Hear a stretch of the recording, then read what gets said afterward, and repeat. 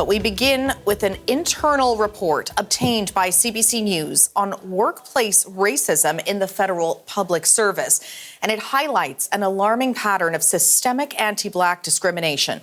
Albert De La Talla has been looking into the report. What does it tell us? Well, Linda, what it tells us is that Black leaders face what it calls a deeply hostile environment, and that has included threats, abuse, baseless complaints, and relentless harassment, according to that study. And that study was commissioned by the Black Executive Network. That's an employee group within the federal government. The study was government funded. It took place over 2 years, and the results were presented to officials over the past week. And it does include a variety of examples from different Black public servants. And here's one of them. It comes from a former executive with the government, and that person alleged that a white colleague raised a chair at him and threatened him with the N-word during a meeting with other participants, and apparently no one in that meeting room intervened on his behalf. The study also found that Black women, they were particularly affected here. One woman described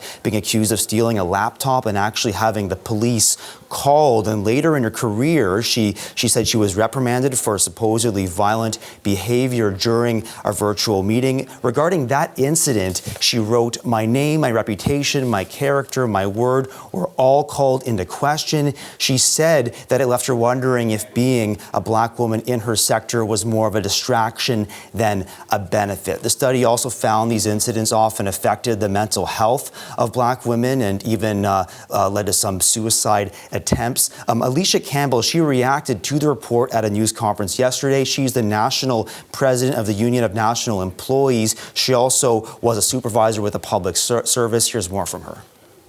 None of us here are surprised about the content of this report today because most of us have lived the report.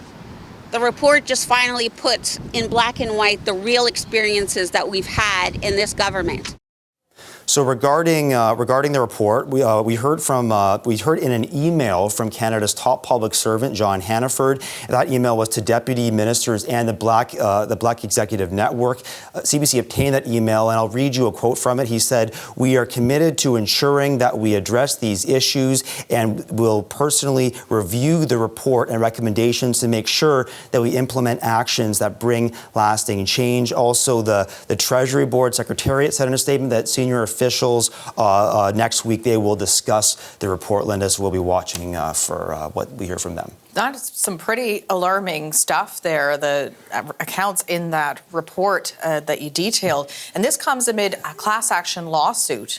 Indeed. So that goes back to 2020, and that lawsuit, proposed class action launched by Black public servants. So that lawsuit alleges systemic racism and discrimination that's gone on for decades. So yesterday, at that same conference, we heard from Nicholas Marcus Thompson. He's the lead plaintiff in that lawsuit, and he gave some emotional testimony. We're calling on the Justin Trudeau government, on the Attorney General, Arif Virani, and the President of the Treasury Board, Anita Anand, to reconsider the government's position of fighting Black workers in court, to settling this class action, to redressing the harm, the significant financial harm that Canada has acknowledged that it has caused Black workers.